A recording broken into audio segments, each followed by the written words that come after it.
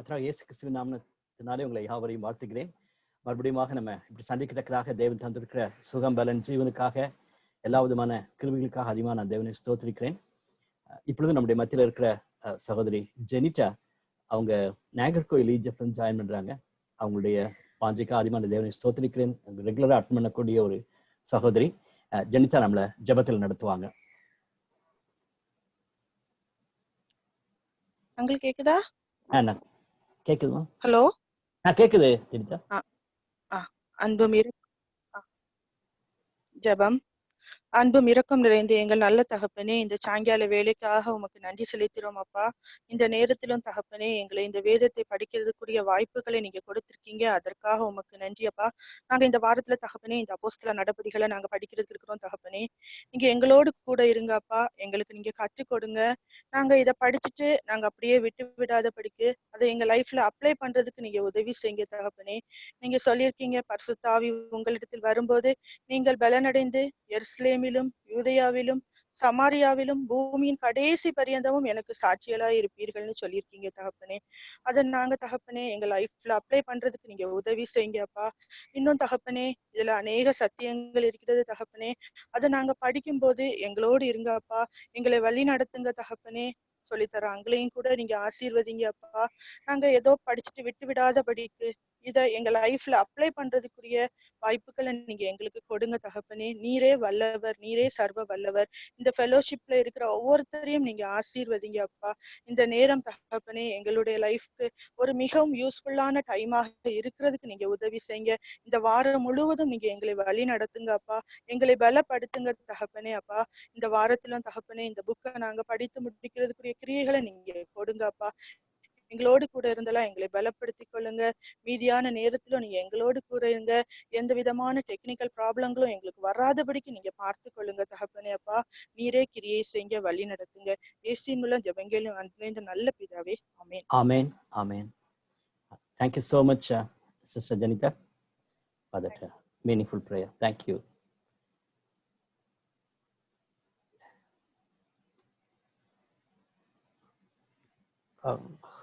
ஒரு புதிய வார்த்தைக்குள்ள நம்ம கடந்து போகும் பொழுதும் மறுபடியும் நான் அதிகமாக தேவனை ஸ்தோத்திரிக்க நான் கடமைப்பட்டிருக்கிறேன். ஆண்டவர் கொடுத்திருக்க சுகத்துக்காக நான் அதிகமாக தேவனை ஸ்தோத்திரிக்கிறேன்.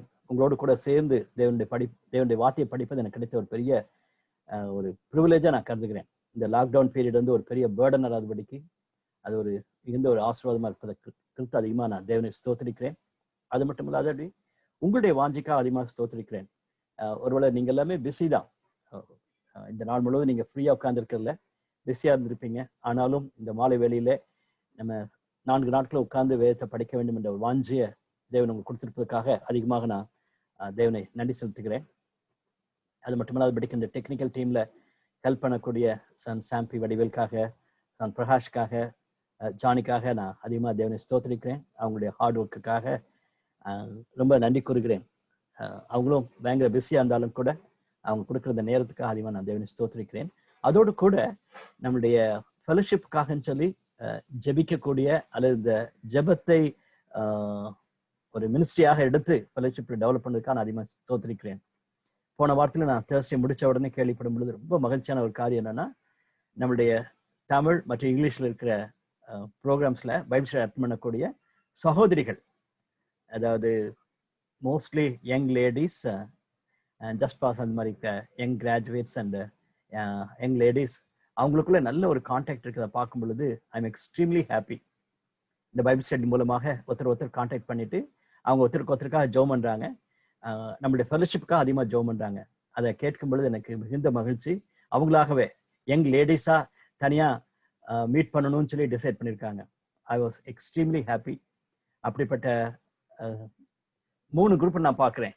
யங் லேடிஸ் ஒரு குரூப் ஆகும், யங் மென் அது கொஞ்சம் குரூப் சின்னதாக இருக்குது, then family people, senior people, lovely to see them. தமிழ்லையும் சரி இங்கிலீஷ்லையும் பார்க்கும் பொழுது அவங்களுடைய உற்சாகத்தை நான் பார்க்கும் பொழுது இன்னும் அதிகமாக சந்தோஷப்படுகிறேன். ஆக்சுவலாக நான் இந்த பைபிள் ஸ்டடி வந்து மோர் ஆஃப் த யங் பீப்புளுடைய ஃபோக்கஸ்க்காக வைக்கணும்னு சொல்லி தான் நான் ஆசைப்பட்டது. நான் மீட் பண்ண அருமையான தம்பிமார் தங்கச்சிமாருடைய ஸ்பிரிச்சுவல் லைஃப்க்கு யூஸ்ஃபுல்லாக இருக்குங்கிறதுக்காக நான் யோசித்தேன். ஆனா சீனியர் பீப்புள் பார்ட்டிசிபேட் பண்ணும் பொழுது அது எனக்கு மிகுந்த ஒரு சந்தோஷத்தையும் ஒரு என்கரேஜ்மெண்ட்டையும் கொடுக்குது. நீங்க ஜெபிப்பதற்காக நாங்கள் தேவனை ஸ்தோத்திரிக்கிறேன். ஒருத்தர் நீங்க இந்த ஐக்கியத்தில் வளர வேண்டும் என்றும் என்னுடைய விருப்பம். போனவர் நான் சொன்னது போல அப்போஸ்தலர் நடவடிக்கைகளை 2 பிரிவா நம்ம பிரிக்கலாம். முதல் 12 அதிகாரங்கள் ஒரு பகுதியாகவும், அடுத்த பகுதி 13ஆம் அதிகாரத்திலிருந்து 28ஆம் அதிகாரம் வரைக்கும். 2 மாசத்துக்கு முன்பாகவே நம்ம பவுலுடைய மிஷனரி ஜேர்னியை படிச்சா நல்லா இருக்குன்னு சொல்லிட்டு ஒரு சஜஷன் இருந்ததுனால நம்ம ஸ்டார்ட் பண்ணி படிச்சோம். அப்போ அப்போஸ்தலர் 13ஆம் அதிகாரத்துல ஸ்டார்ட் பண்ணி அப்போஸ்தலர் 28ஆம் அதிகாரம் வரைக்கும் இருக்கிற பகுதியில வேகமாக இந்த 4 நாட்களும் அதை படித்திருக்கிறோம். அதனால அதை திரும்ப ரிப்பீட் பண்றது சரியா எனக்கு தெரியல. ஒரு சிலர் நீங்க ஆல்ரெடி அட்டென்ட் பண்ணிருக்கீங்க, ஒரு சிலர் அட்டென்ட் பண்ணாம இருப்பீங்க. அதனாலதான் நாங்க இந்த கீழே கோட் போட்டிருக்கோம். ஒருவேளை இந்த 12 சாப்டர்ஸ் முடித்த பிறகு உங்களுக்கு டைம் இருக்கும் பொழுது மீதி இருக்கிற அந்த 2வது பகுதி நீங்க பார்த்துட்டீங்கன்னு சொன்னா you will get a big picture. ஆனாலும் கர்த்தருக்கு சித்தமான Thursday I want to take little time for the part 2 also, so that இந்த Acts of the Apostle நமக்கு மிகுந்த ஒரு ஆசீர்வாதத்தை கொடுக்கும் என்ற ஒரு பெரிய நம்பிக்கை இருக்கிறது. நேற்று நைட்டு நான் ப்ரிப்பேர் பண்ணி முடிக்கும் பொழுது எனக்குள்ளே ஒரு பெரிய திருப்தியை நான் பார்க்க முடிந்தது. காரணம், பழைய ஏற்பாட்டுல உபாகமம் புஸ்தகத்தையும் புதிய ஏற்பாட்டுல அப்போஸ்தலர் புஸ்தகத்தையும் ஒப்பிடலாம். குறிப்பாக நான் அந்த உபாகமம் புஸ்தகத்தை உங்களோட கூட நான் படிச்ச பிறகு நான் சொன்னது போல இந்த நாட்களிலே என்னுடைய பர்சனல் ஸ்டடிக்காகன்னு சொல்லிட்டு ஒவ்வொரு நாளும் அந்த பேசேஜஸ் எடுத்து படிச்சுட்டு வரேன். More and more I am excited.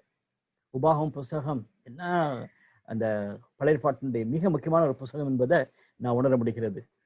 அதே போலதான் அப்போஸ்தலர் புஸ்தகத்தையும் பார்க்கிறேன். ஒவ்வொரு கமெண்டேட்டர்ஸும் ஸ்டார்ட் பண்ணும்போது அதான் சொல்றாங்க, one of the very important books இந்த நியூ டெஸ்டமென்ட் சொல்றாங்க. அப்கோர்ஸ் நம்ம இமீடியட்டா சொல்லுவோம் காஸ்பல்ஸ்ன்னு சொல்லுவோம், காரணம் ஆண்டவருடைய வாழ்க்கை வரலாற்றை குறிப்பிட்டிருக்கிறதுனால.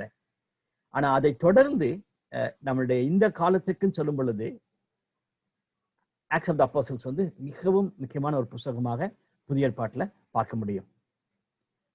இந்த செட்டிங் அந்த மேப்புக்காக வடிவேலுக்காக நான் தேங்க் பண்றேன். இந்த அருமையான ஒரு மேப்பை போட்டிருக்காங்க. எருசலேமிலிருந்து இந்த சுவிசேஷமானது பரவி இப்போ சிஸ்டர் ஜோ பண்ணது போல அது உலகத்தின் கடைசி வரையும் போக வேண்டும் என்பது தேவனுடைய சித்தமா இருந்துச்சு. எருசலேமை துவங்கி முதலாவது யூதேயா முழுவதும், அதன் பின்பு சமாரியாவிலும் இருந்தது. அதை தொடர்ந்து உலகத்தின் கடைசி வரை அந்த நோன் வேர்ல்டுன்னு சொல்லும் பொழுது ஆப்பிரிக்காவுடைய வடக்கு ஆப்பிரிக்கா ரோமாபுரி வரைக்கும் இருந்தது தான் அந்த காலத்தில் இருக்கிற நோன் வேர்ல்டு. ஆனா நம்ம எல்லாருக்கும் தெரியும், அப்போஸ்தலர் நடவடிக்கை எழுதி முடிக்கிறதுக்கு முன்பாகவே சுவிசேஷம் வந்து இந்தியாவுக்கு வந்துருச்சு. தாமஸ் 52வது வருஷம் வந்திருந்தாருன்னா அவர் வந்து ரொம்ப லாங் பேக் அப்போஸ்தலர் நடவடிக்கை எழுதி முடிச்சிருக்க காலம் கிட்டத்தட்ட 64 இருக்கும்.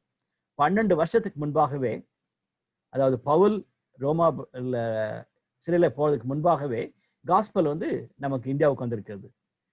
பட் அவங்களுக்கு தெரிஞ்ச இந்த நோன் வேர்ல்ட்ல காஸ்பலை அப்போஸ்தலர் நடவடிக்கைகளை கொடுத்திருக்காங்கிறத நம்ம பார்க்க முடிகிறது.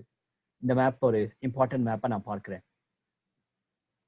இந்த புத்தகத்தை பொறுத்து நம்ம பார்க்கும் பொழுது நார்மலாக ஆக்ட்ஸ் ஆஃப் தி அப்போஸ்டல்ஸ்ன்னு சொல்லுவாங்க, அப்போஸ்தலருடைய நடவடிக்கைகள்னு சொல்லி நம்ம பார்ப்போம். ஆனா அதை விட பரிசுத்த ஆவியானவருடைய நடவடிக்கைகள் என்று சொல்வதுதான் சரியா இருக்கும். காரணம், உங்களுக்கு பலன் வரும் பொழுது நீங்கள் சாட்சிகளா இருப்பீர்கள் என்று ஆண்டவர் சொன்னதுதான் முக்கியமான வசனமா நம்ம பார்க்க போகிறோம். அந்த வசனத்தின் அடிப்படையில பார்க்கும் பொழுது பரிசுத்த ஆவியானவர் என்னென்ன காரியங்களை அப்போஸ்தலர்ல செய்தார், இந்த நடவடிக்கை அப்போஸ்தலர் நடவடிக்கைகளை செய்தார் என்பதை நம்ம பார்க்கும் பொழுது டெஃபினட்டாவே people say that it's better to be known as acts of the Holy Spirit, பரிசுத்த ஆவியானவருடைய நடவடிக்கைகள் நம்ம பார்க்கலாம். அடுத்ததாக இந்த புத்தகத்தை நம்ம படிக்கும் பொழுது நல்ல ஞாபகம் வைத்துக் கொள்ள வேண்டிய ஒரு காரியம் என்னன்னா, இது சரித்திர புத்தகம். இது வந்து ஒரு டாக்ட்ரினல் டீச்சிங் கொடுக்கக்கூடிய ஒரு புத்தகம் அல்ல.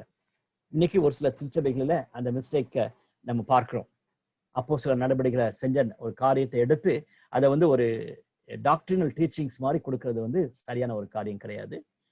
அதன் பின்பு பவுலும் பேதுருவும் மற்ற அப்போஸ்தலர்களும் எழுதின நிருபங்கள் 7 சர்ச்சுக்கு, எருசலேம் துவங்கி ரோமாபுரி வரைக்கும் வளர்ந்தவங்க எல்லா திருச்சபையின் மக்களுக்கும் கொடுக்கப்பட்ட செய்தியை நம்ம வாசிக்கிறோம். அதுல இருந்து டாக்ட்ரினல் டீச்சிங்ஸை எடுத்துக்கொள்ளுமே ஒழிய இந்த ஹிஸ்டாரிக்கல் ஈவெண்ட்ஸை வச்சு ஒரு டாக்ட்ரினை டெவலப் பண்றது சரியில்லை. அது எப்பவுமே நம்ம கற்றுக்கொள்ள வேண்டிய ஒரு பேசிக் பிரின்சிபிள். அதை நம்ம இப்பவுமே நான் சொல்லிட்டா நல்லா இருக்கும்னு நினைக்கிறேன். மூணாவது, நம்ம எல்லாரும் அறிந்திருக்கிறபடி இது லூக்கா எழுதியிருப்பான்னு சொல்லி நம்ம அறிந்திருக்கிறோம். லூக்கா தன்னுடைய முதலாவது புத்தகத்தை காஸ்பலாக எழுதி ஆண்டவராக இயேசு கிறிஸ்துவினுடைய சரீரத்தை மிகவும் கவனமாக அவர் குறிப்பிட்டு எழுதினதாக நம்ம பார்க்கிறோம். அதை முடித்த பின்பு இரண்டாவது புத்தகம் போல அப்போஸ்தலர் நடவடிக்கைகள் கண்டினியூஸ் ஆகுது. அது முடிக்கிறதுக்கும் இங்க ஸ்டார்ட் பண்ணதுக்கும் ஒரே மாதிரி அந்த ஒரு லிங்க்ல இருக்க நம்ம பார்க்க முடியுது. So it is a continuation. லூக்கா எழுதின ஒரு புத்தகம் என்பதை நம்ம அறிந்திருக்கிறோம். லூக்கா குறித்து நம்ம பார்க்கும் பொழுது அவர் ஒரு யூத பின்னணியத்தை சேர்ந்தவர் அல்ல. அவர் he was a டாக்டர்னு சொல்லிட்டு அடுத்து இருக்கிற மீதி வசனங்களை நம்ம வாசிக்கிறோம். அது மட்டுமல்ல, பவுலோடு சேர்ந்து 16ஆம் அதிகாரத்துக்கு பின்பாக நம்ம வாசிக்கக்கூடிய சத்தியத்துல வாசிக்கிறோம். he was a co-traveler with Paul நம்ம பார்க்கலாம். நாங்கள்னு சொல்லிட்டு 6 பகுதி இருக்கிறது நம்ம பார்க்கலாம். அது எல்லாமே நாங்கள் சொல்லும் பொழுது லூக்காவும் அவங்களோட சேர்ந்து டிராவல் பண்ணதை நம்ம பார்க்க முடியும். அதை நம்ம பிறகு நம்ம பார்க்கலாம். ஆனா லூக்கா பவுலோடு கூட போனவர் மட்டுமல்ல, ஒரு ஹிஸ்டோரியன், அவர் ஒரு doctor, and he was a committed fellow ஒர்க்கர்னு சொல்லிட்டு நம்ம பார்க்க முடிகிறது. லூக்கா தன்னுடைய கடைசி பகுதியில, லூக்கா சுவிசேஷத்துல கடைசி பகுதியில ஆண்டவர் எடுத்துக்கொள்ளப்பட்டார் என்பதை குறிப்பிட்டு சொல்லியிருக்கிறார். ஆனா இங்க ஆண்டவருடைய எடுத்துக்கொள்ளுதலை பற்றி ரொம்ப அழகான விதத்துல, தெளிவான விதத்துல அவர் குறிப்பிட்டு சொன்னதாக நம்ம பார்க்கலாம். அது ஆக்சுவலா it's supposed to be part of the gospel. ஆனா அப்போஸ்தலர் நடவடிக்கைகளுடைய துவக்கத்துல அது கொடுக்கப்பட்டு பார்க்கும் பொழுது நம்ம அதை கண்டிப்பா அண்டர்லைன் பண்ணணும், அல்லது நம்ம முக்கியமா அதை எடுத்துக்கொள்ள வேண்டும் என்பது நான் சொல்லல. இந்த புஸ்தகத்துக்கு ஏர்லி சர்ச், அந்த ஆதி திருச்சபையினுடைய காரியங்களுக்கு தான் மிக முக்கியமாக அப்போஸ்தலர் நடவடிக்கைகள் காணப்படுகிறது. அந்த ஏர்லி சர்ச்சை குறித்து நம்ம அதிகமாக படித்துக் கொள்ளத்தக்கதாக நாளைக்கு அதிகமாக நம்ம அதை குறித்து நம்ம பார்ப்போம். ஏர்லி சர்ச்சினுடைய காரியங்களை தெளிவுபடுத்தக்கூடிய, அது சரித்திரத்தை மட்டுமல்ல, பலவிதமான சவால்களையும் ஏர்லி சர்ச்சினுடைய சந்தோஷமான காரியங்களையும் அப்போஸ்தலர் நடவடிக்கைகள் குறிப்பிட்டு சொல்வதாக நம்ம பார்க்கலாம். இன்னைக்கு திருச்சபைக்கு அப்போஸ்தலர் நடவடிக்கைகள் மிக மிக முக்கியம் என்பதை அறிந்திருக்கிறோம். இன்னொரு பைபிள்ல போடும் பொழுது இட்ஸ் அ டிரான்சிஷன் சொல்லி ரொம்ப அழகா போட்டிருக்கார். அதாவது ஒன்னை விட்டுட்டு அடுத்ததுக்கு போனதை நம்ம பார்க்கும் பொழுது it's a very interesting transition. 5 காரியங்கள் குறிப்பிட்டு நம்ம பார்க்கலாம். ஒன்று நான் சொன்ன மாதிரி history, it's a history book. It's mostly நிறைய சரித்திரபூர்வமான காரியங்களை கொடுத்திருக்கிறது. அதுல கிளியரா காஸ்பல்ஸை விட்டு இது டிரான்ஸ்லேஷன் ஆகி எபிசோட்ஸ்குள்ள போயிருக்கு நம்ம பார்க்கலாம். நம்ம எல்லாரும் நல்லா அறிந்து கொள்ள வேண்டியது என்னன்னா, ஃபர்ஸ்ட்ல மேத்யூ உட்காந்து எழுதிட்டாரு, அப்புறம் மார்க் உட்காந்து எழுதுகிறாரு, லூக் எழுதிட்டு யோவான் எழுதியிருப்பாரு. அப்படி கிடையாது இல்ல. நம்ம எல்லாருக்கும் தெரியும், முதல் புத்தகம் மோஸ்ட் ப்ராபபிலி கலாத்தியரா இருக்கும். பவுல் எழுதுனது 52வது. எப்போ தோமா இந்தியாவுக்கு வந்திருந்தாரோ அவருக்கு முன்னாலேயே எபிசோட்ஸ் வெளியே வந்துருச்சு நம்ம பார்க்கலாம். யாக்கோபு புத்தகமும் கலாத்தியர் புத்தகமும் ஏர்லி 50s வந்திருக்குன்னு சொல்லி எதிர்பார்க்கிறாங்க. அதன் பின்புதான் காஸ்பல்ஸ் வர வேண்டி இருந்துச்சு.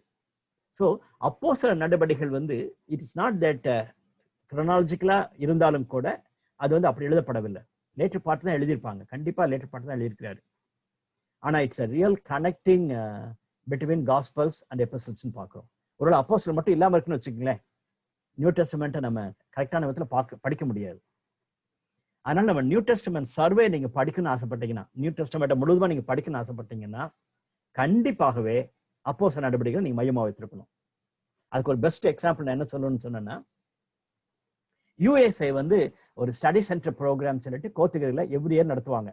3 மாசம் ஸ்டடி சென்டர், 10 வீக்ஸ் அது நடக்கக்கூடிய ஒவ்வொரு வீக்கும் ஒரு முக்கியமான டாபிக் எடுப்பாங்க. எடுத்த உடனே அவங்க எடுக்கும் பொழுது இந்த IVS inductive Bible study methods கொடுப்பாங்க. 2வது வாரம் ஓல்ட் டெஸ்டமெண்ட் சர்வே கொடுப்பாங்க. 3வது வாரம் new testament survey. Along with that they will give some doctrinal teachings and all. இந்த 3வது வீக்ல நியூ டெஸ்டமெண்ட் சர்வே நடக்கும் பொழுது நிறைய டைம் அவங்க கூப்பிடுறது டாக்டர் பிரைன் விண்டல்னு சொல்லிட்டு, அவர் ஒரு ஆங்கிலோ இண்டியன், குன்னூர்ல இருக்காரு, very senior man, one of the best New Testament professors in India. ஒரு brilliant man, doctor Brian Windle. அவர் வந்து ஸ்டடி சென்டருக்கு வந்திருக்கும் பொழுது ஒரு தடவை நான் அங்க இருந்ததுனால அட்டன் பண்ணேன். I was so much thrill. அதாவது he keeps Acts of the Apostles on base. Acts of the Apostles start பண்ணி ஒரு கடைசியில மட்டும் ரெவலேஷனை தனியா டச் பண்ணுவாரு. காரணம் மற்ற எல்லாத்தையுமே Acts of the Apostles கொண்டு வந்துடலாம். So that's a lovely study. அதனால நீங்க Acts of the Apostles வந்து அவ்வளவு முக்கியத்துவம் கொடுக்கணும். நியூ டெஸ்டமென்ட் சர்வேனாவே it should start from Acts of the Apostles. And காஸ்பல்ஸையும் எபிசல்ஸையும் கனெக்ட் பண்ணுது. ரெண்டாவது ஜூடாயிசம் ரிலிஜன் படி நம்ம பார்க்கும் பொழுது அவங்க எல்லாம் யூதம் பின்னணியில் இருந்தாங்க. ஜூடாயிசம் வந்து இட்ஸ் அ ரிலிஜன்.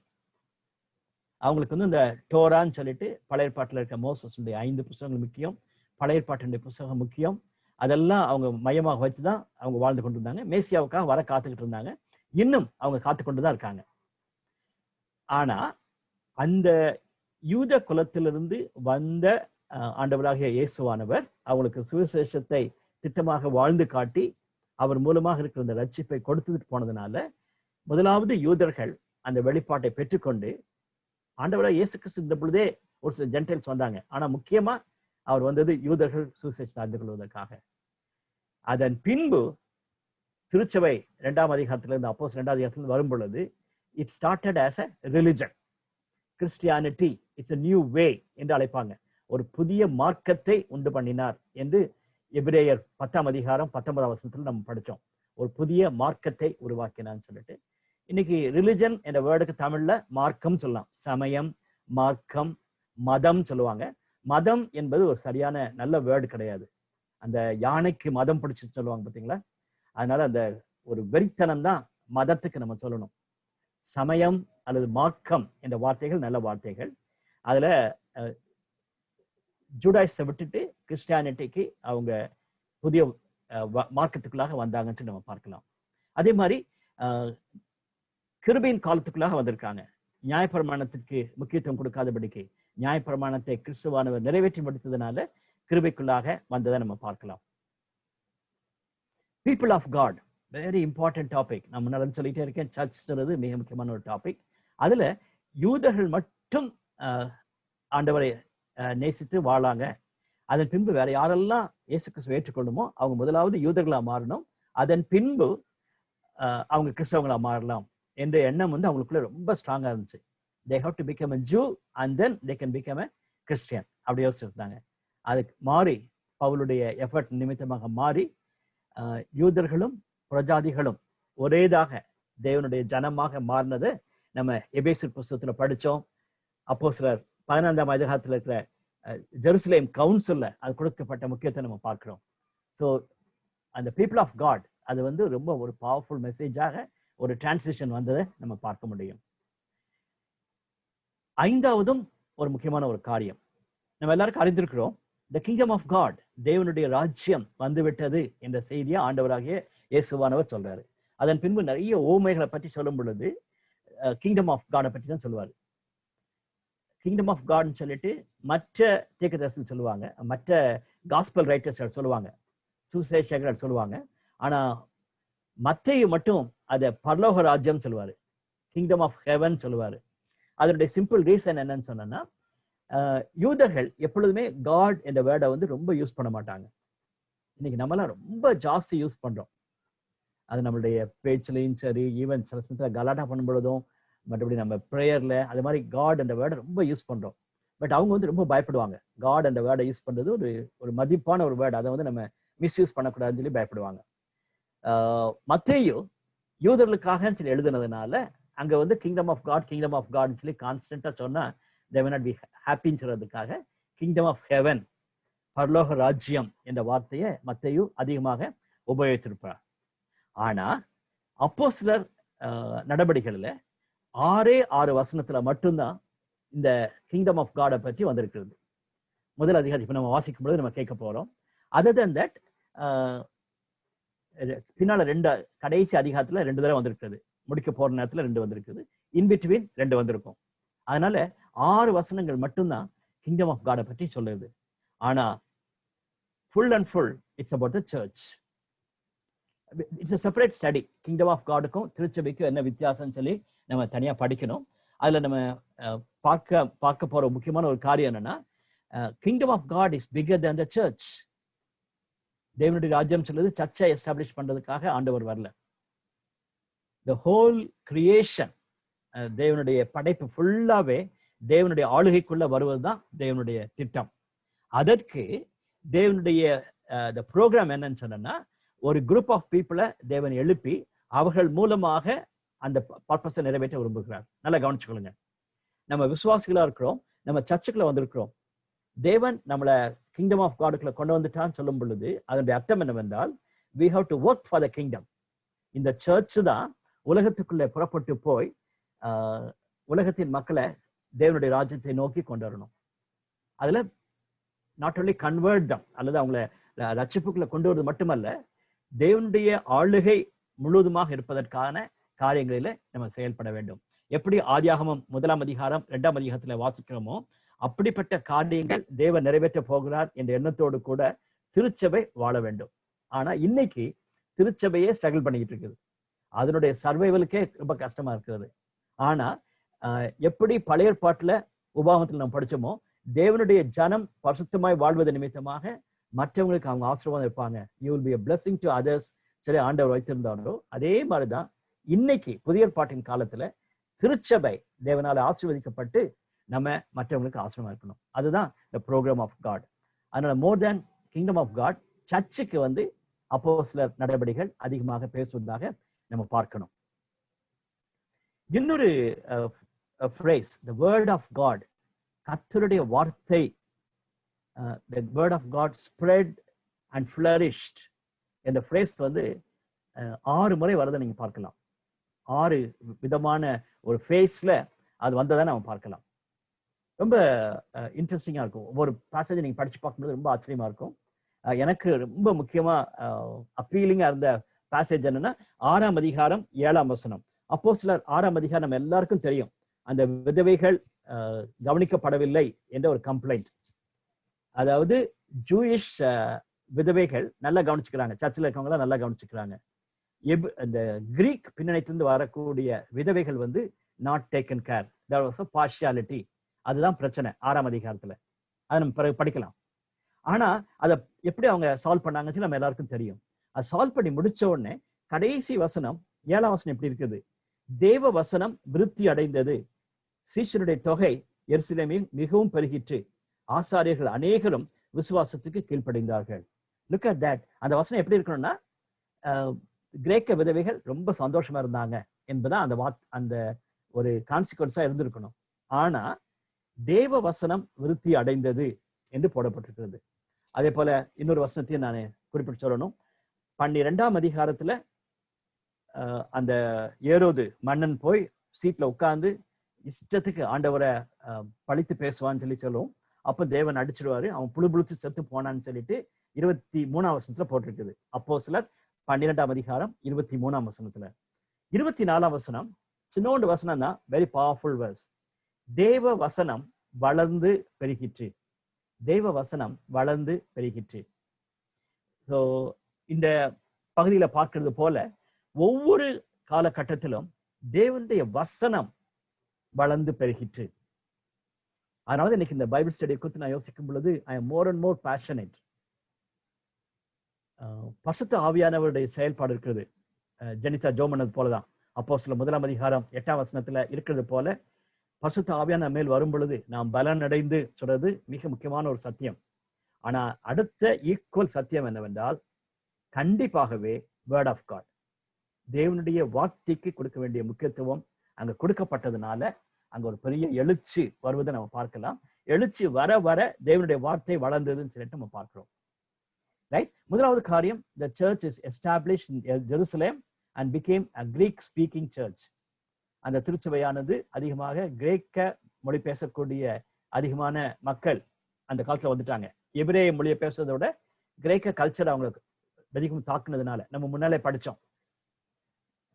யோவேல் மல்கியா படிக்கும்போது நம்ம பார்த்தோம், தானியல் படிக்கும்போது முக்கியமா பார்த்தோம். தானியலுடைய காலத்துக்கு பின்பாக தானியலுடைய அந்த தரிசனத்தின் காலத்தின்படி கிரேக்கர்கள் வந்து கடைசியா ஆண்டு கொண்டிருந்தாங்கன்னு சொல்லிட்டு அந்த கலாச்சாரம் அவங்களுடைய மொழி அதிகமாக வந்ததா நாம் பார்க்கலாம்.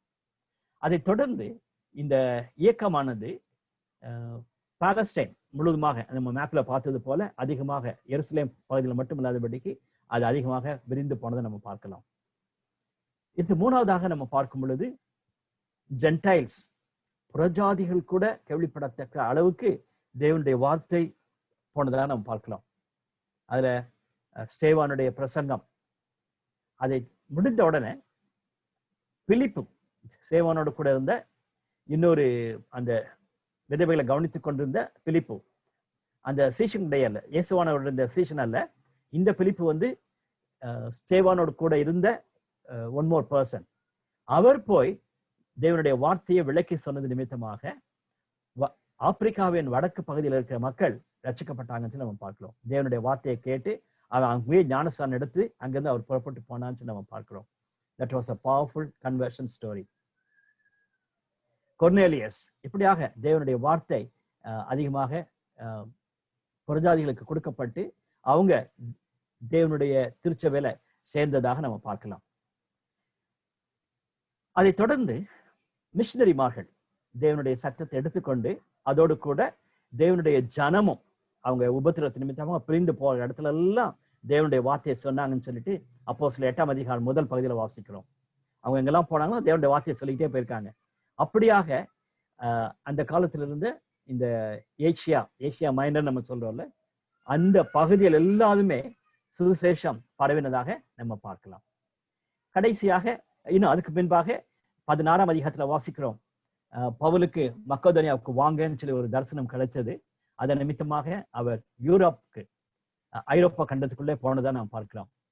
அந்த ஏசியா மைனரை கடந்து உள்ள மக்கோதனியாவுக்கு போய், மக்கோதனியா வந்து பிலிப்பு பட்டணத்துல முதலாவது திருச்சபை உண்டாகிறது.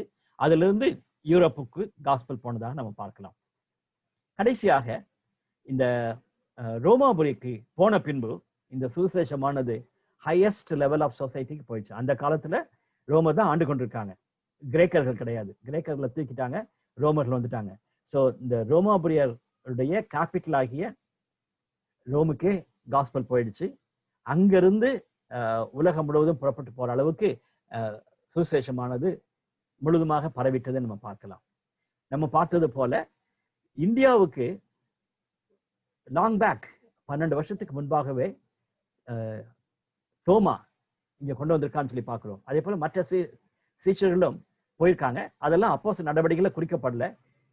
ஆனா தேவன் செய்த ஒரு மகத்தான காரியம், தேவனுடைய வார்த்தை அதிகமாக வளர்ந்ததாக, திருச்சபை வளர்ந்ததாக நம்ம பார்க்கலாம். இப்ப சட்டத்தில் சொல்றது போல 7 சர்ச்சஸை வந்து தோமா எஸ்டாப்ளிஷ் பண்ணியிருக்காருன்னு சொல்லிட்டு நம்ம கேள்விப்பட்டிருக்கிறோம். 7 சர்ச், இன்னும் அந்த ஃபர்ஸ்ட் சர்ச் இருக்குன்னு சொல்லிட்டு சொல்றதை நம்ம கேள்விப்பட்டிருக்கிறோம். ரைட், இதனுடைய முக்கியமான செய்தி என்று நம்ம பார்க்கும் பொழுது நான் சொன்னது போல 1ஆம் அதிகாரம் 8ஆம் வசனம் தான் மிக மிக முக்கியமான ஒரு வசனம். நீங்கள் பலனடைந்து பரிசுத்தாவின் உங்கள் மேல் வரும் பொழுது நீங்கள் பலனடைந்து எனக்கு சாட்சிகளா இருப்பீர்கள் சொல்ற வசனம். அது நம்ம தொடர்ந்து நம்ம பார்க்கணும். எருசலேம், யூதேயா மற்றும் சமாரியா உலகத்தின் கடைசி வரைன்னு சொல்லும் பொழுது நம்ம ஃபர்ஸ்ட்ல நம்ம ஊர்ல நம்ம செய்வோம், அது பிறகு நம்மளுடைய ஸ்டேட்ல பண்ணுவோம், அது பிறகு நம்ம பக்கத்துல இருக்க ஸ்டேட்டுக்கு போவோம், அப்புறம் கடைசியில எல்லா இடத்துக்கும் போவோம் சொல்ற மாதிரி ஜியாகிரபிக்கலா மட்டும் நம்ம யோசிக்க கூடாது. இன்னைக்கு அப்படிதான் ஒரு சிலர் யோசிக்காங்க. ஜெருசலேமே ஒண்ணு ரசிக்கப்படல, நம்மளுடைய வீட்டிலேயே யாரும் நிறைய பேர் ரசிக்கப்படல, நம்மளுடைய ஊர்லயே நிறைய பேர் ரசிக்கப்படல, எங்க நம்ம யூதேயா பற்றி யோசிக்கிறது, சமாரியா பற்றி யோசிக்கிறதுன்னு சொல்லி சொல்றாங்க. அது வந்து அந்த மிஷனரி சவால்ல அது ஒரு தவறான ஒரு காரியம். ஜியாகிரபிக்கலா ஃபர்ஸ்ட் உன் டிஸ்ட்ரிக்ட்ல ரீச் பண்ணிடு, நல்ல ரிவைவல் வரட்டும், அதுக்கு பிறகு நீ மற்ற மற்ற டிஸ்ட்ரிக்ட, உன் ஸ்டேட்ல இருக்க மற்ற டிஸ்ட்ரிக்டை யோசிப்பான்னு சொல்லி அப்படி ஆண்டவர் சொல்லல. நம்ம இருக்கிற இடத்துல தேவனுக்கு சாட்சிகளா நம்ம இருப்போம். அதோடு கூட உலகத்தின் கடைசி பரியந்தமும் நம்ம சாட்சிகளா இருப்பதற்கு தேவன் நம்மளை அழைத்து செல்கிறார். அதுதான் நான் பார்க்கிறேன். பரிசுத்த நமக்குள்ள வரும் பொழுது அப்படிப்பட்ட சாட்சிகளா வரணும். திரும்பமா நான் ஜெனிதாவுடைய பிரேயருக்கா நான் போறேன். ஆண்டவரே, நாங்கள் அதை புரிந்து கொண்டு எங்க வாழ்க்கையில அபியாசப்படுத்த உதவி செய்யும் ஜெபம் பண்ணாங்க. உலகத்தின் கடைசி பரியந்தமும் சுவிசேஷத்தை எடுத்து போவது நம்ம விழுந்த கடமை. அதனால ஒருவேளை நாகர்கோவில இருந்துட்டு கன்னியாகுமரி டிஸ்ட்ரிக்டை மட்டும் ஃபர்ஸ்ட் ரீச் அவுட் பண்ணுவோம், அதன் பின்பு மற்றவங்க பார்ப்போம்னு சொல்றது ஆண்டவருடைய திட்டம் கிடையாது. ஜெனிதா வந்து நாகர்கோவிலே இருப்பாங்க, ஒருவேளை கல்யாணம் ஆகி அங்கேயே அவங்க செட்டில் ஆகவும் சுத்தமா தேவனுக்கு சுத்தமானா இருக்கலாம். ஆனா உலகத்தின் கடைசி பரியந்தமும் அவங்க சாட்சிகளா இருப்பதற்கு தேவன் பல விதங்களை செய்ய முடியும். ஒரு முக்கியமான ஒரு காரியம் என்னன்னா ஜெபம். நம்ம உலகத்தின் காரியங்களுக்காக நம்ம ஜெபிக்கும் பொழுது, நம்மளுடைய ஆவியில பாரப்பட்டு ஜெபிக்கும் பொழுது உலகம் முழுவதும் நம்ம யோசிக்கலாம். அதே போல உலகத்தில் நடக்கிற சம்பவங்கள் குறித்து நம்ம வேதனைப்படும் பொழுது கண்டிப்பாகவே உலகத்தினுடைய காரியங்கள் இருக்கலாம். அதே போல உலகத்தினுடைய கடைசி பரிந்தமும் சாட்சிகளா இருப்பதற்கு ஆண்டவர் நம்மளுக்கு வாய்ப்புகளை கொடுக்கலாம். ஆனா இந்த வசனத்தை நம்ம சரியான புரிந்து கொள்ளணும். அதுதான் இந்த அப்போஸ்தலர் புத்தகத்தினுடைய மிக மையமான வசனம் என்பதை மறந்து போக வேண்டாம். நான் குறிப்பிட்டிருக்கிறது போல the beginning and the expansion of the early church.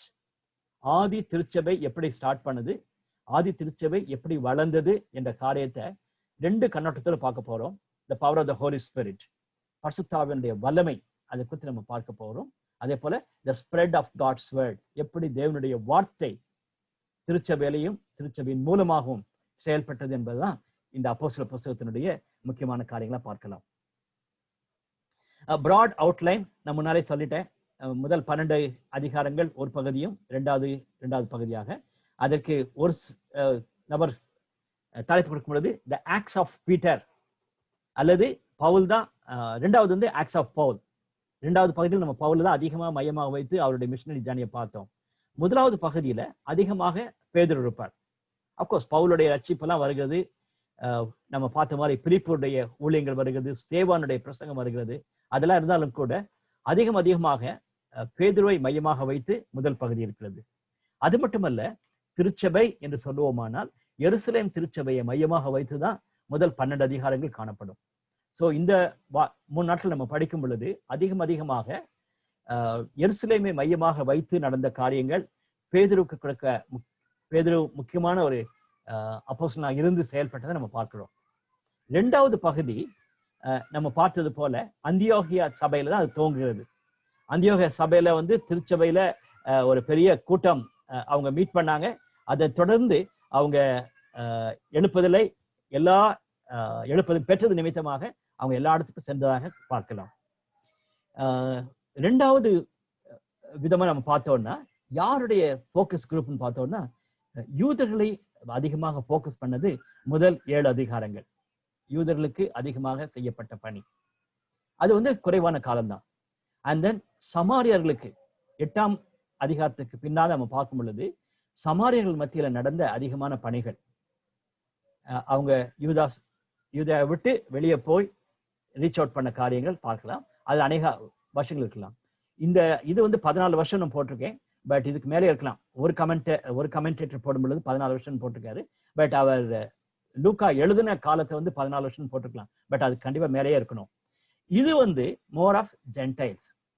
நம்ம எல்லாருக்கும் தெரியும் சமாரியர்கள் வந்து ஹாஃப் ஜூஸ், பாதி ஜூஸ். அவங்களுக்கு வந்து இந்த சமாரியா ஸ்திரீ யோவான் 4ஆம் அதிகாரத்துல சொல்றாருல, இந்த கிணறு வந்து யாக்கோபு வந்து எங்களுக்கு கொடுத்த கிணறு, நீங்களும் அதை உரிமை பாராட்டுங்க, நாங்க வந்து எங்க உங்க தேவனை ஆராதிக்க முடியும் என்றெல்லாம் அவர் பேசுனதை நம்ம பார்க்கலாம். அப்படிப்பட்ட அந்த ஹாஃப் ஜூஸ் ஈவன் நெகேமியாவுடைய காலத்திலையுமே இவங்க அதிகமாக யூதர்களை டிஸ்டர்ப் பண்ணாங்கன்னு நம்ம பார்க்கலாம். அவங்களோட சம்பந்தம் கலக்கக்கூடாதுன்னு சொல்லிட்டு காரணம் என்னவென்றால் ஒரே தேவனை விட்டு அவங்க மாறி போயிடுவாங்கன்னு சொல்லிக்காக தேவனை எச்சரித்து சொன்னார். ஆனா அந்த பேரியரை ஆண்டவராக இயேசு கிறிஸ்து முறித்தடித்து அவர்களுக்கும் சுவிசேஷம் அறிவிக்கப்பட்டதா நம்ம பார்க்கலாம். அப்போஸ்தலர்ல 8ஆம் அதிகாரத்துக்கு பின்பாக இந்த சுவிசேஷம் ஈவன் ஜென்டைல்ஸுக்கும் போனதை நம்ம பார்க்கலாம். ஒருவேளை பேராகிராஃப்ஸா நம்ம பிரிக்கணும்னு ஆசைப்பட்டோம்னா இப்படி செய்யலாம்.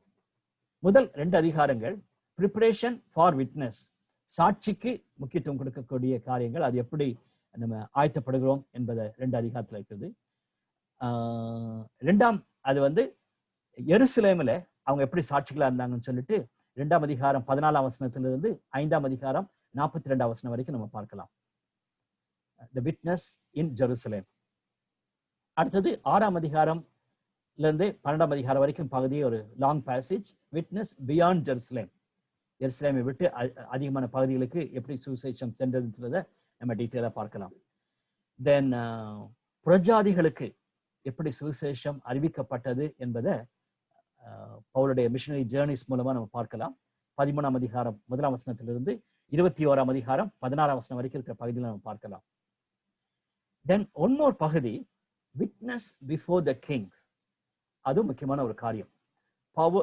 தேவன் பவுலை தெரிந்து கொள்ளும் பொழுது, நீ ராஜாக்களுக்கு முன்பாக எனக்கு சாட்சியா இருப்பேன்னு சொல்லி சொன்னார்.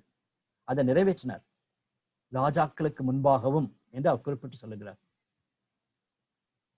அதை நம்ம இந்த பகுதியில வாசிக்கிறோம். 21ஆம் அதிகாரத்தினுடைய 17ஆம் வசனத்திலிருந்து 26ஆம் அதிகாரம் வரைக்கும் இருக்கிற பகுதியில எப்படி ராஜாக்களுக்கு முன்பாக பவுல் திட்டமும் தெளிவுமாக தன்னுடைய சாட்சியை சொல்லவும் அதோடு கூட சுவிசேஷத்தை அறிவிக்கவும் சொன்னான்னு நம்ம பார்க்கலாம்.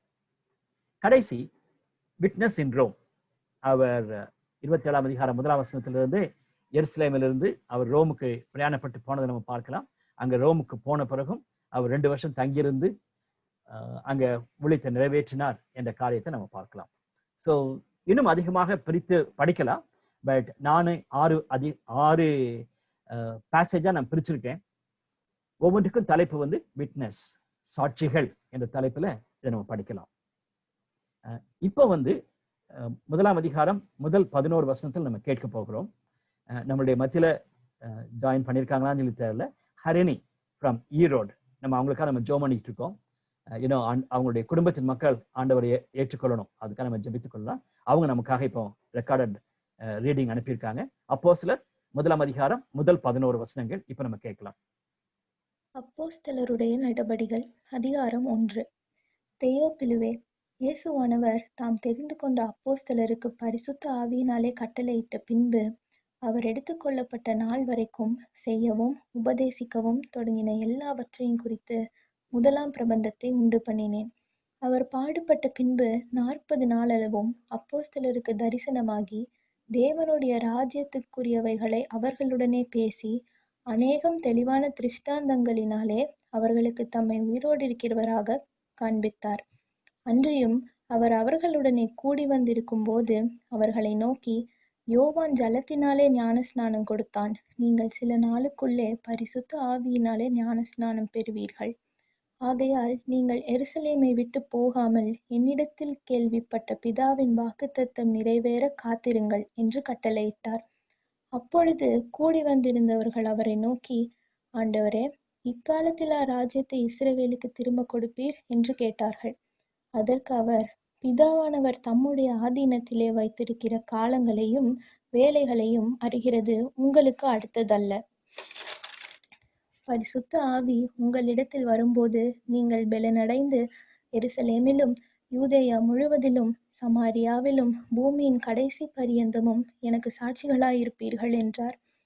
இவைகளை அவர் சொன்ன பின்பு அவர்கள் பார்த்து கொண்டிருக்கையில் உயர எடுத்து கொள்ளப்பட்டார். அவர்கள் கண்களுக்கு மறைவாக ஒரு மேகம் அவரை எடுத்துக்கொண்டது. அவர் போகிற போது அவர்கள் வானத்தை அண்ணாந்து பார்த்து கொண்டிருக்கையில் இதோ வெண்மையான வஸ்திரம் தரித்தவர்கள் 2 பேர் அவர்கள் அருகே நின்று, கலிலேயராகிய மனுஷரே, நீங்கள் ஏன் வானத்தை அண்ணாந்து பார்த்து நிற்கிறீர்கள்?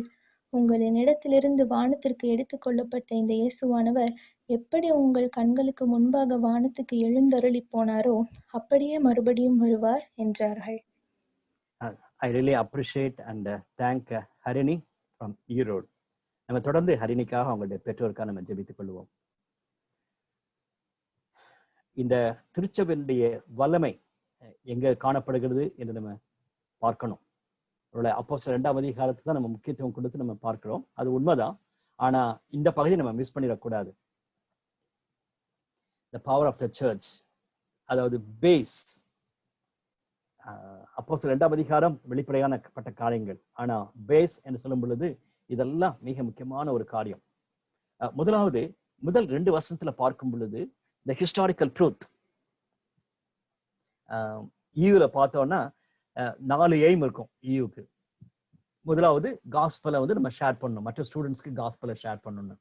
2வது எய்ம் அப்படி காஸ்பலை ஏற்றுக்கொண்டவங்க சாட்சி பகரக்கூடிய ஒரு நல்ல ஒரு ஜபக்குழுவை உருவாக்கி நல்ல ஐக்கியத்தை உண்டாக்கணும். ஃபெலோஷிப், 2வது ஃபெலோஷிப் சொல்லுவாங்க. 3வது டெஸ்டிமனி என்ற ஒரு வேர்ட் யூஸ் பண்ணுவோம். அதனுடைய அர்த்தம் என்னவென்றால் இந்த ஹிஸ்டாரிக்கல் ட்ரூத்துக்காக நம்ம சாட்சிகளை எழுப்பணும். அப்படின்னு சொன்னோம்னா இந்த பகுதி மிக மிக முக்கியமான ஒரு பகுதி. இந்த ஹிஸ்டாரிக்கல் ட்ரூத்துக்கு லூக்கா சாட்சிகளை உண்டாக்குறார். ஸோ நம்ம அந்த 8ஆம் வசனத்தை பார்க்கும்போது நம்ம பார்க்க போறோம், சாட்சிகள்னு பார்க்கும்போது பார்க்கலாம். ஆனா அறிந்து கொள்ள வேண்டிய சத்தியம் என்னவென்றால் ஹிஸ்டாரிக்கல் ட்ரூத்துக்கு வந்து முக்கியத்துவம் கொடுக்கணும். அதனால பிரதர்ஸ் அண்ட் சிஸ்டர்ஸ், கான்ஸ்டன்டா what has happen in the history அதை நம்ம பார்க்கறது ரொம்ப அவசியம். சர்ச் ஹிஸ்டரியை நீங்க உங்களுக்கு வாஞ்ச இருந்து படிச்சீங்கன்னா ரொம்ப நல்லது. சர்ச் ஹிஸ்டரி கொஞ்சம் போர் அடிக்கும், நம்ம சாதாரண ஹிஸ்டரி படிக்கவே போர் அடிக்கும், சர்ச் ஹிஸ்டரி படிக்க கொஞ்சம் கஷ்டமா இருக்கும். ஆனா படிக்கணும் சர்ச் ஹிஸ்டரி என்ன நடந்துச்சு சரி. அதே மாதிரி ஒவ்வொரு டாக்டரின் படிக்கும் பொழுது, ஒவ்வொரு காரியங்களை குறித்து நமக்கு டவுட் வரும் பொழுது, what has happen in the search, இந்த சர்ச்சை குறித்து நம்ம பார்க்கும் பொழுது ஏர்லி சர்ச், இப்போ அப்போஸ்தலர் 2ஆம் அதிகாரத்தை நம்ம 1ஆம் அதிகாரத்துல நம்ம படிக்கிறோம். அதே போல மற்ற டாக்டரின்ஸ் வரும் பொழுது எல்லாமே ஹிஸ்டாரிக்கல் டெவலப்மெண்ட் என்ன என்பதை நம்ம பார்க்கணும் வேதத்தின் அடிப்படையில. அதை லூக்கா மிக கவனமாக தெளிவாக எழுதினதாக நம்ம பார்க்கலாம். அவர் எடுத்துக்கொள்ளப்பட்ட நாள் வரைக்கும் செய்யவும் உபதேசிக்கவும் தொடங்கின எல்லாவற்றையும் குறித்து முதலாம் பிரபஞ்சத்தை உண்டு பண்ணினேன். லூக் காஸ்பலை பற்றி அவர் சொல்லுகிறார், நான் எழுதினேன்னு சொல்லிட்டு. இப்போ ஒரு கேள்வி என்னன்னா, தியோபிலா யாரு, தியோபிலஸ் சொல்லுவர் யாருன்னு சொல்லிட்டு, ஒருவேளை அந்த காலத்தில் இருந்த ஒரு அபிஷியலா இருந்திருக்கும் சொல்லிட்டு எதிர்பார்க்கிறாங்க. எப்போ எழுதியிருப்பார்னு சொல்லி லூக்கா பார்த்தோம்னா 28ஆம் அதிகாரத்தை முடிக்கும் பொழுது பவுல் 2 வருஷம் அங்க தங்கியிருந்து வேத வாஸ்தவத்தை சொன்னார்னு சொல்லிட்டு நம்ம பார்க்கிறோம், அறிந்திருக்கிறோம். ஒரு பவுலுடைய மரணத்தை குறித்து போடல, அதை தொடர்ந்து என்னெல்லாம் நடக்குன்னு சொல்லிட்டு வெளிப்படுத்தலோட கனெக்ட் பண்ண மாதிரிலாம் அவர் ஒன்றுமே எழுதல, அப்ரப்டா முடிச்சிருக்கிறார். அதனுடைய காரணம் என்னவென்றால் நம்ம அப்போஸ்தலர் நடவடிக்கைகளுடைய தொடர்ச்சியா இருக்கிறோம் என்பதனுடைய காரணம். அப்படி நம்ம பார்த்தோம்னு சொன்னோம்னா லேட்டர் பீரியட் தான் எழுதியிருப்பார். டெஃபினட்டா அரௌண்ட் 70ல எழுதியிருக்க கூடும் சொல்லி ஒரு சிலர் சொல்றாங்க, ஒரு சிலர் இன்னும் அதுக்கு பின்னால இருக்கும் சொல்லி எதிர்பார்க்கிறாங்க. ஒரு சிலர் என்ன சொல்றாங்கன்னா பவுல் கொல்லப்பட்டது கிட்டத்தட்ட 64 இருக்கும், பேதுருவும் பவுலும் கொல்லப்பட்டது 64 இருக்கும். அதற்கு பின்பு அவர் எழுதியிருந்தாருன்னா அதை கண்டிப்பா மென்ஷன் பண்ணியிருப்பாரு, பவுல் இப்படியாக கொல்லப்பட்டார், பேதுரு இப்படியாக கொல்லப்பட்டார்னு சொல்லி போட்டிருப்பாங்கன்னு சொல்லிட்டு. அதெல்லாம் நமக்கு இப்ப வேண்டாம், it is not in the Bible. But the point here is, இந்த ஹோல் புத்தகத்தை நம்ம படிக்கும் பொழுது early church had a real tough time. இந்த சுவிசேஷத்திற்காக தங்களுடைய உயிரை கொடுக்க வேண்டியிருந்துச்சு. அவங்க வந்து அதிகமாக வேதனையோடு கூட கிறிஸ்தவர்கள் வாழ வேண்டியிருந்தது என்ற சத்தியத்தை நம்ம அறிந்திருக்கிறோம். எனவே லூக்கா தான் ஹிஸ்டோரியன் சொல்றதுனால சரித்திரபூர்வமாக நான் இது உண்மை, தியோபிலா ஐயா அவர்களே நீங்க நல்லா புரிஞ்சு கொள்ளுங்க என்ற ஒரு சத்தியத்தை சொல்வதை போல அவர் எழுதியிருக்கலாம் என்று சொல்லப்படுகிறது. அல்லது இவருடைய பெயரை பார்க்கும் பொழுது தியோபிலஸ் சொல்லும் பொழுது a lover of God, அதுதான் தியோபிலஸ் என்பதனுடைய அர்த்தம், a lover of God. தேவனை நேசிக்க கூடிய ஒரு நபருக்கு நான் எழுதுகிறேன் சொல்லியும் எழுதியிருக்க கூடும். இந்த 2 பாசிபிலிட்டி இருக்குன்னு சொல்றாங்க. But anyway he has written very clearly for us to understand. நம்ம மட்டும் புரிந்து கொள்ள, ஏதோ ஒரு நபரும் சரி, ஒரு முக்கியமான ஒரு அபிஷியலா இருந்தாலும் அவரும் புரிந்து கொள்ள வேண்டிய ஒரு சத்தியம் என்னவென்றால், சரித்திரபூர்வமாக இயேசுவானவர் வாழ்ந்ததும் சரி, இயேசுவானுடைய பாடு, மரணம், உயிர்த்தெழுதல், பரமேறுதல் எல்லாமே சத்தியம் என்பதை அவர் குறிப்பிட்டு சொல்லி திருச்சபை அதற்காக எப்படி வாழ்கிறது என்ற சத்தியத்தை சொல்லுகிறார். இன்னைக்கும் நம்முடைய இந்திய தேசத்திலும் சரி, தமிழகத்திலும் ஒரு சில அபிஷியல்ஸ் இந்த அப்போஸ்தலர் புத்தகத்தை படிச்சாங்கன்னா, லூக்கா சுவிசேஷத்தையும் அப்போஸ்தலர் நடவடிக்கைகளையும் படிச்சாங்கன்னா எவ்வளவு நல்லா இருக்கும். சரித்திரத்தையே மாத்தி எழுதணும்னு சொல்லிட்டு நிறைய பேர் ட்ரை பண்ணிட்டு இருக்க சிச்சுவேஷன்ல லூக்கா மிக முக்கியமான ஒரு ரோலை பிளே பண்ணியிருக்கான்னு சொல்லிட்டு நாம் அறிவோம். 2வது பகுதி, உயிர்த்தெழுந்த ஆண்டவர் என்ன செய்தார், என்ன சொன்னான்னு நம்ம பார்க்கலாம். தேவனுடைய ராஜ்யத்தை குறித்து அவளோடு பேசினான்னு சொல்லி போட்டிருக்குது, கிங்டம் ஆஃப் காட். நான் முன்பா சொன்னேன், முன்னாள் பகுதியிலும் கிங்டம் ஆஃப் காடை பற்றி 2 இடத்துல வருது, அது பிறகு கடைசி 2 அதிகாரத்துல தான் இருக்குது, கடைசி அதிகாரத்தில் 2 இடத்துல இருக்குது. ஸோ த கிங்டம் ஆஃப் காடை குறித்து ஆண்டவர் பிரசங்கித்தார் என்பது நம்ம அறிந்திருக்கிறோம். மார்க் 1ஆம் அதிகாரம் 14ஆம் வசனத்துல தான் அது துவக்கத்தை நம்ம பார்க்கலாம். அதுல இருந்தே கிங்டம் ஆஃப் காடை குறித்து அவர் அதிகமாக பேசியிருக்கிறார். தெளிவான திஷ்டங்கள் மூலமாக அதை தம்மை உயிரோடு இருக்கிறவராக காண்பித்தார். அவருடைய ரிசரக்ஷன் மிக முக்கியமானதாக நம்ம பார்க்கலாம். அதே மாதிரி அவர் சொன்ன ஒரு பெரிய ப்ராமிஸ், நீங்க காத்திருங்கள், வெயிட் பண்ணுங்க என்ற ஒரு காரியத்தையும் நீங்கள் எருசலேமை விட்டு போகாமல் என்னிடத்தில் கேள்விப்பட்ட பிதாவின் வாக்குத்தத்தம் நிறைவேற காத்திருங்கள் என்று கட்டளையிட்டார். சோ அது ஆண்டவராக இயேசு கிறிஸ்து சொன்னதுன்னு சொல்லி பார்க்கலாம். ஒரு சில சபையார் இந்த வசனத்தை அதிக முக்கியத்துவம் கொடுத்து அந்த டேரியிங், காத்திருக்க வேண்டும் என்ற ஒரு சத்தியத்தை டாக்ட்ரினா மாத்திட்டாங்க. It become a doctrine. நான் அதெல்லாம் முன்னாலே சொன்னேன், இது ஹிஸ்டாரிக்கல் ஈவெண்ட். பைபிள்ஸ்ல உங்க எல்லாருக்குமே புரியும் நினைக்கிறேன். 2ஆம் அதிகாரத்துல பரிசுத்த ஆவியானவர் தெளிவான விதத்துல கொடுக்கப்பட்டதான் நம்ம இன்னைக்கு பார்க்கிறோம். அதற்கு காத்திருங்கன்னு சொல்லி ஆண்டவர் சொன்னாரு. பரிசுத்த ஆவியானவர் கொடுக்கப்பட்ட பின்பு திருச்சபையில பரிசுத்த ஆவியானவர் செயல்பட்டு வருகிறார். அதனால இன்னைக்கு நான் காத்திருந்து இதை பெற்றுக்கொள்ளணும், அது ஒரு டாக்ட்ரின் என்று சொல்லணும், அது இயேசு கிறிஸ்துவே சொன்னாரு என்று சொல்வதெல்லாம் நம்ம யோசிக்க வேண்டிய ஒரு காரியம். அந்த ஹிஸ்டாரிக்கல் கான்டெக்ட்ல அந்த வேர்ஸ் இட் டாக்ஸ் அபவுட் பரிசுத்த ஆவியானவருடைய நிறைவுக்காக, அப்போஸ்தலர் 2ஆம் அதிகாரத்துக்காக தான் கொடுக்கப்பட்ட வார்த்தை. அது மறந்து போக வேண்டாம். காலத்தை குறித்து பார்க்கும் பொழுது ஆண்டவர் சொல்றாரு இந்த காலத்துல கிடையாதுன்னு சொல்லிட்டு. 3வது அந்த விட்னஸ் என்று சொல்லும் பொழுது நான் முன்னாடி சொன்னது போல டெஸ்டிஃபை. நம்ம ஏதோ ஒரு ரோட்ல போயிட்டு இருக்க ஒரு ஆக்சிடென்ட் நடந்துச்சு, நம்ம கண்ணால் அதை பார்த்துட்டோம்னு சொன்னோம்னா உடனே போலீஸ் நம்மளை நிப்பாட்டி கேட்கறாங்க, இது என்ன நடந்துச்சுன்னு சொல்றீங்க. தென் we are witnesses. நம்ம we are ட்ரூ விட்னஸஸ். நான் அதை பார்த்தேன் சொல்லி நம்ம சொல்லக்கூடியது எல்லாமே அவங்க நோட் பண்ணிக்குவாங்க. so and so person has seen it. so இந்த அப்போஸ்தலர் முதல் படிச்சு பார்க்கும்போது அதை நம்ம பார்க்கலாம். நாங்க கண்ணால பார்த்தது, நாங்க உணர்ந்தது சொல்லிட்டு பேதுருவும் யோவான்லாம் சொல்லுவதற்கு கிளியரா இருக்குது. அவரை நாங்க உயிர்த்தெழுந்தோம், அவருக்கு நாங்கள் சாட்சிகள் என்று சொல்றாரு. they have testified that we have seen it சொல்லிட்டு. 2வது பெர்ஸ்பெக்டிவ் எப்படின்னா டீட்ஸ். சாட்சின்னு சொல்றது வாயில மட்டும் சொன்னா போதாது, நம்ம வாழ்ந்தும் காட்டணும். நம்மளுடைய கிறிஸ்தவ வாழ்க்கை என்பது நான் சாட்சி சொல்றேன் மைக்க பிடிச்சிட்டு நான் ரட்சிக்கப்பட்டிருக்கேன்னு சொன்னா மட்டும் போதாது, அது என்னுடைய வாழ்க்கையில நடத்தி காட்டணும்னு சொல்லி பார்க்கலாம். 3வது இரத்த சாட்சியை மறைக்க வேண்டிய அந்த வார்த்தை மாற்றையர் என்ற வேர்டும் விட்னஸும் ஒரே ரூட்ல தான் வருதான். தட் மீன்ஸ் அவருக்காக சாகுவதற்கும் நான் உண்மையா இருக்கிறேன். I am very loyal to God. இந்த சத்தியத்திற்காக நான் சாவதற்கும் ரெடியா இருக்கிறேன் என்று சொல்வதும் சாட்சி தான். இரத்த சாட்சிகள் என்ற வார்த்தை நம்ம கேட்டிருக்கோம்ல, மாற்றையர்ஸ், இரத்த சாட்சிகள். அந்த சுவிசேஷத்திற்காக தங்களுடைய இரத்தத்தையே விட்டவங்க அல்லது செத்து போனவங்க என்பதை இரத்த சாட்சிகள் சொல்றோம். அதுவும் இந்த சாட்சிகளுக்கு சேர்ந்த ஒரு வார்த்தை. 3 முக்கியமான காரியங்கள் நம்மளுடைய தனிப்பட்ட வாழ்க்கையில அறிந்து உணர்ந்து அதை நம்ம சாட்சி சொல்ல வேண்டிய ஒரு காரியம், பர்சனல் எக்ஸ்பீரியன்ஸ். 2வது காரியம் சும்மா வாயில மட்டும் சொல்லக்கூடாது, அதை நம்ம வாழ்க்கையில வாழ்ந்து காட்டணும். சாட்சியின் ஜீவியம் என்று நம்ம சொல்றோம். சாட்சியின் ஜீவியம் முக்கியம். 3வது காரியம் இரத்த சாட்சியாக கூட மறிப்பதா இருந்தாலும் கூட அதுக்கு நான் ஆயத்தம், அல்லது அவ்வளவு தூரத்துக்கு நான் உண்மை உள்ளவனாக லாயலா இருக்க போறேன் என்பதுதான் இந்த சாட்சி என்ற வார்த்தையினுடைய மிக முக்கியமான ஒரு செய்தி. அதை மறந்து போக வேண்டாம். 9ஆம் வசனத்திலிருந்து 11ஆம் வசனம் வரைக்கும் இருக்கிற பகுதி இப்பொழுது வாசிக்க கேட்டது போல, இவங்களை அவர் சொன்ன பின்பு அவங்க பார்த்து கொண்டிருக்கும் பொழுது எடுத்துக்கொள்ளப்பட்டார் என்று நம்ம பார்க்கலாம். அவர் எடுத்துக்கொள்ளப்பட்ட பிறகு அவங்க வானத்தை அண்ணாந்து பார்த்து கொண்டிருந்த சமயத்துல வெண்மையான சத்த 2 பேர் அவர்கள் அருகே நின்று, கலிலேயராக மனுஷரே, நீங்க ஏன் வானத்தை அண்ணாந்து பார்த்து நிற்கிறீர்கள்? உங்களிடத்திலிருந்து எடுத்துக்கொள்ளப்பட்டவர் இந்த இயேசுவானவர் உங்கள் கண்களுக்கு முன்பாக வானத்துக்கு எழுந்தருளி போனாரோ அப்படியே மறுபடியும் வருவார் என்று சொன்னாங்க. ஸோ 2 காரியம் அதில் நம்ம பார்க்க மிக முக்கியமானது. ஒன்று குளோரிஃபிகேஷன். ஆண்டவர் அவரை மகிமையோடு எடுத்துக்கொண்டதை நம்ம பார்க்கும் பொழுது, நானும் நீங்களும் ஆண்டவர் எப்படி எடுத்துக்கொள்ளப்பட்டாரோ அதே போல நம்ம எடுத்துக்கொள்ளப்படுவோம் என்ற நம்பிக்கையை நமக்கு தருகிறார். அவர் மரித்து உயிர்த்தெழுந்து அப்படியே போயிருந்தார்னா we may not have such a great confidence on glorification. இது ஒரு glorious passage on glorification. தேவன் பரலோகத்துக்கு எடுத்துக்கொள்ளப்படுகிறான்னு சொல்லிட்டு நம்ம எல்லாருமே பார்ப்போம்.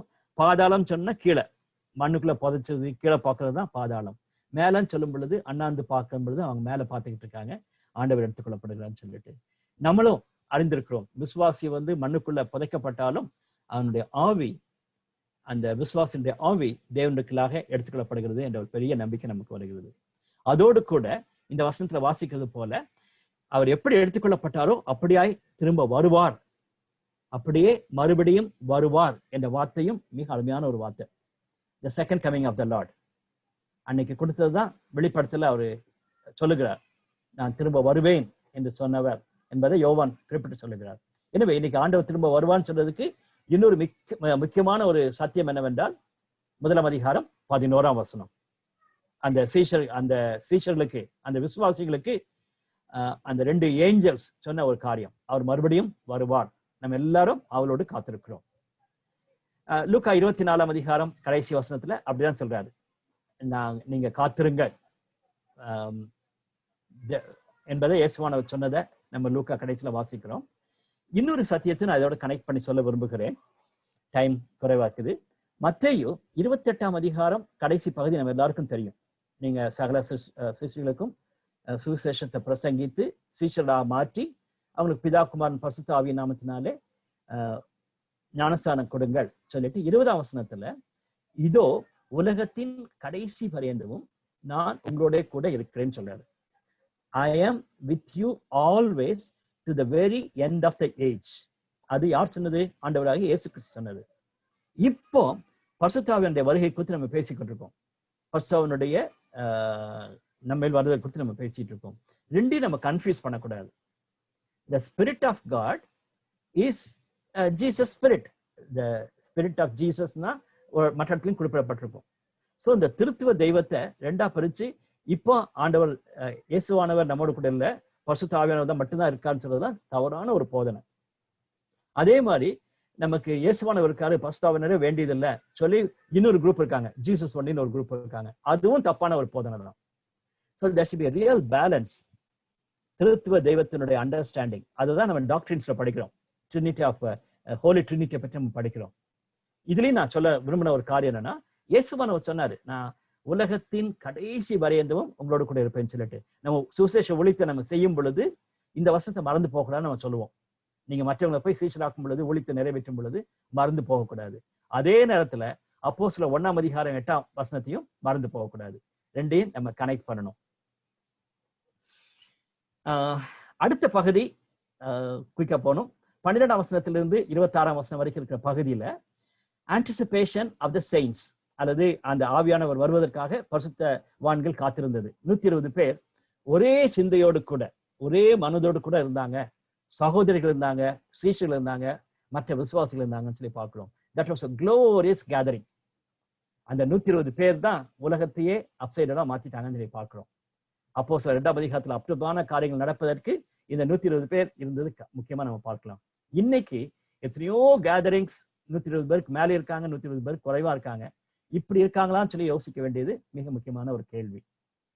கடைசி பகுதியில 15ஆம் வசனத்திலிருந்து 26ஆம் வசனம் வரைக்கும் இந்த யூதாஸ் காரியத் மரித்து போயிட்டான், அவனுக்கு பதிலா மற்றவங்க எடுக்கணும் என்ற ஒரு சத்தியத்தை நம்ம பார்க்கலாம். அதுல 2 கேள்விகள் அவனுக்கு வருகிறது. இவங்க சீட்டு போட்டு மத்தியாசம் எடுத்தாங்கன்னு நம்ம பார்க்கலாம். அது ஒரு சரியா என்று பார்க்கும் பொழுது பிப்ளிக்கலி அவங்களுக்கு ஓல்ட் டெஸ்டமென்ட் தான் இருக்குது. அப்போ அந்த ஓல்ட் டெஸ்டமென்ட்ல இந்த 2 வசனத்தின் படி அவங்க சீட்டு போட்டிருக்காங்க. ஈவன் பீப்புள யோசுவா பின்னால லேண்ட் எல்லாம் பிரிச்சு கொடுக்கும்போது முன்னாலேயே மோசஸ் சீட்டு போட்டு தான் அதை பிரித்து வச்சிருக்கான்னு நம்ம பார்க்கலாம். எனவே அது இட் வாஸ் நாட் ஒரு நியூ மெத்தட், ஏதோ மேஜிக் பண்ணது மாதிரி நம்ம யோசிக்க கூடாது. ஆனா அது தேவையா இல்லையான்னு சொல்றது ஒரு பெரிய கொஸ்டின் மார்க். ஜம்ப் பண்ணிட்டு அவங்க தீர்மானிச்சிருக்கலாம். அதே மாதிரி எலெக்ஷனும், அதுவும் இன்னைக்கு ஒரு பெரிய கேள்வி. எலெக்ஷன் வேணுமா அல்லது செலெக்ஷனா? எல்லாம் சேர்ந்து ஒரு மனதோடு கூட அவங்க செலக்ட் பண்ணியிருந்துக்கலாம். அப்படி செய்யாதபடிக்கு அவங்க எலெக்ஷன் வச்சது வேணுமா வேண்டாமான்னு சொல்றது ஒரு பெரிய கேள்விதான். அதை ஒரு நல்ல ஒரு ரோல் மாடலா எடுத்துக்கலாமா சொல்றது ஒரு பெரிய கேள்வி. இன்னும் கொஞ்ச நாள் அவங்க வெயிட் பண்ணியிருந்தாங்கன்னா பரிசுத்த ஆவியானவர் கொடுக்கப்பட்ட பின்பு ஒருவேளை அவங்க காத்திருந்து பவுலையே அப்போஸ்தலனா மாத்திருக்கலாம்னு சொல்லி ஒரு சிலர் சொல்லுவாங்க.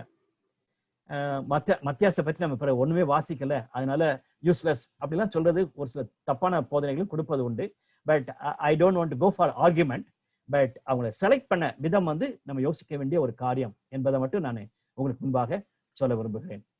கச்சிதமா நாளைக்கு நம்ம இதை எடுத்துக்கொள்வோம். 2ஆம் அதிகாரத்தை எடுத்துக்கொள்வோம், the coming of the Spirit. அதே மாதிரி எப்படி அந்த மக்கள் அதை ரியாக்ட் பண்ணாங்கன்னு சொல்லிட்டு நம்ம பார்க்கலாம். அதுல முக்கியமா சொல்ல வேண்டிய ஒரு பாயிண்ட் என்னன்னா, கம்பேரிசன் பிட்வீன் பாபேல் கோபுரத்துல அவங்க கட்டுவதற்கும் அப்போஸ்தலர் 2ஆம் அதிகாரத்துக்கும், அதாவது ஆதியாகமம் 11ஆம் அதிகாரத்துக்கும் அப்போஸ்தலர் 2ஆம் அதிகாரத்துக்குள்ள கம்பேரிசன் பார்த்தா வெரி பவர்ஃபுல். அது நாளைக்கு நம்ம பார்த்து முடிக்கலாம். இன்னைக்கு நம்ம கேட்க வேண்டிய கேள்விகள் என்னன்னா, what are the areas I can consider as a witness for Christ? எந்தெந்த விதங்களில நான் சாட்சியா இருக்கிறேன் என்று நம்ம சொல்ல முடியும் என்று யோசிச்சு பார்த்தா நல்லா இருக்கும். எதுல குறைவுபட்டிருக்கோம் என்று நம்ம யோசிச்சு பார்க்கலாம். 2வது காரியம், அன்னைக்கு அந்த 120 பேர் கூடி இருக்கும் பொழுது ஒரே மனதோடு கூடினாங்கன்னு சொல்லியிருக்கு. இன்னைக்கு ஒரு 10 பேர் 12 பேர் கூடினாவே ஒரு மனசு வரமாட்டேங்குது. ஒருத்தர் கடிக்கிறாங்க, ஒருத்தர் பின்னால பேசுறாங்க, ஒருத்தர் குறை சொல்றாங்க. எங்க பார்த்தாலும், அது சர்ச்சா இருக்கலாம், அல்லது மீட்டிங்கா இருக்கலாம், பிரேயர் மீட்டிங்கா இருக்கலாம், எங்க பார்த்தாலும் அந்த மாதிரி ஒரு ஒன்னஸ் வராம இருக்கிறது. அதுக்கு நான் காரணமா இருக்கிறேன்னு சொல்லி யோசிச்சு பார்த்தா நல்லா இருக்கும். 3வது மிக முக்கியமான ஒரு கேள்வி, நாளைக்கு அதை குறித்து அதிகமா யோசிக்கணும். What about my spiritual experience in terms of being fill with the Holy Spirit? பரிசுத்த ஆவியானவரால் நான் நிரப்பப்பட்டிருக்கிறேன் என்ற அனுபவத்தினுடைய சத்தியம் என்ன? அது தனிப்பட்டதமா நம்ம அறிந்திருக்க வேண்டும். அதை நம்ம அறிந்து கொள்ள வேண்டும். ஆண்டவர் நமக்கு உதவி செய்வாராக. I am sorry, I have taken 2 minutes extra. ஜெபிக்கலாம். எங்கள் அன்பின் ஆண்டவரே, இந்த வாரத்திலும் நாங்கள் அப்போஸ்தலர் புத்தகத்தை படிக்கத்தக்கதாக நீ தந்திருக்கிற வாய்ப்புக்காக நம்மை ஸ்தோத்திரிக்கிறோம். ஒருவேளை வேகமாக இந்த புத்தகத்தினுடைய பின்னணியத்தையும் முதல் அதிகாரத்தை நாங்கள் பார்த்திருக்கும் பொழுது எங்களோடு கூட நீர் பேசுகிற தயவுக்காக ஸ்தோத்திரம். அந்த ஆதி திருச்சபையிலே காணப்பட்ட இந்த உன்னதமான காரியங்களை நாங்கள் தவறுகளை விட்டுவிடவும், ஆண்டவர் ஆதி திருச்சபையில் காணப்பட்ட நல்ல காரியங்களை நாங்கள் இந்த அப்போஸ்தலர் புத்தகத்திலிருந்து படித்துக் கொள்ளத்தக்கதாக எனக்கும் எங்களுக்கும் நீ உதவி செய்யும். எங்களுக்குள்ளே அப்படிப்பட்ட ஒரு உண்மையான அன்பின் ஐக்கியத்தை நீ தாரும். அதன் நிமித்தமாக பரிசுத்த ஆவியானவர் எங்களிலே செயல்படவும் எங்கள் மூலமாக செயல்படுவதற்கும் எங்களை ஒப்புக் கொடுக்க உதவி செய்யும். தொடர்ந்து நாங்கள் படிக்கும் பொழுது ஆண்டவர் தாமே எங்களுக்கு உதவி செய்வதாக. துதி கன மகிமை எல்லாம் உமக்கே செலுத்துகிறோம். எல்லாவற்றையும் கர்த்தராகிய இயேசு கிறிஸ்துவின் ஜெபிக்கிறோம் நல்ல பிதாவே, ஆமென்.